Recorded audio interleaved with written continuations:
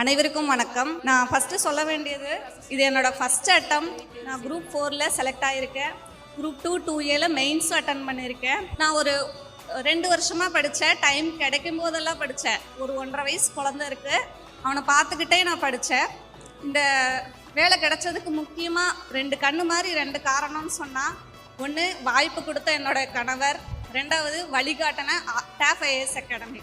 அடுத்தது என்னோட கணவர் பற்றி சொல்லணுன்னா, அவரோட ரொம்ப நாள் ஆசை அரசு வேலை வாங்கணும் அப்படிங்கிறது.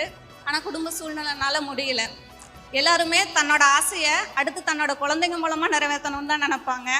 ஆனால் ஒரு நம்மளை நம்பி வந்த மனைவிக்கு ஒரு அடையாளம் கொடுக்கணும், அவங்களுக்கு ஒரு நல்ல வழிகாட்டணும்னு என்னுடைய கணவரை நினைச்சாரு. பிறரை உயர்த்தி விட குனிபவனே உலகில் மிக உயரமானவன் அப்படின்னு ஒரு இடத்துல படிச்சிருக்கேன்.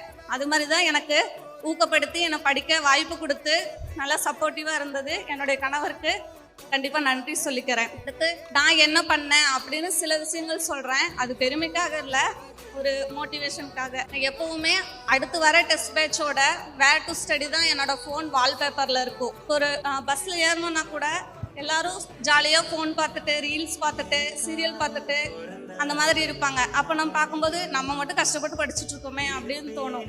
ஆனால் இன்னைக்கு அதோட அந்த அப்போ பண்ண தியாகத்துக்கு இன்னைக்கு பலன் கிடைச்சிருக்கு. நான் எந்த social medias, WhatsApp group, online shopping அது எல்லாமே அவாய்ட் பண்ணிட்டேன். அந்த 2 வருஷம் என்னோட எண்ணம் வந்து படிக்கிறது மட்டுமா தான் இருந்தது. சரி, இந்த மாதிரி கஷ்டப்படணும் அப்படிங்கிறது எப்படி வந்தது அப்படின்னு யோசிச்சு பார்த்தோம்னா, கண்டிப்பாக எங்கள் அம்மா கிட்ட இருந்து வந்திருக்கும். எங்கள் அம்மா, என் தம்பி, நான் 3 பேருமே கொஞ்சம் எங்கள் அப்பா கஷ்டப்படுத்திட்டாரு, கொஞ்சம் பொறுப்பு இல்லாமல் பார்த்துட்டு.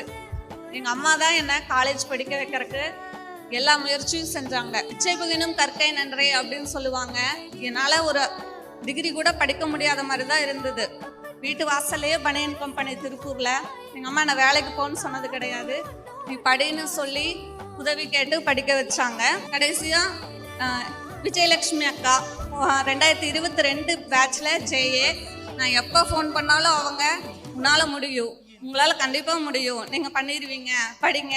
அவங்கள நான் இது வரைக்கும் நேரில் பார்த்ததே இல்லை, ஆனால் என்னை அவங்க அவ்வளோ மோட்டிவேட் பண்ணுவாங்க. அவங்களுக்கு ரொம்ப நன்றி சொல்லிக்கிறேன். என்னோட லைஃப்பில் எனக்கு மோட்டிவேஷனாக இருந்தால் எல்லாருக்கும் நன்றி.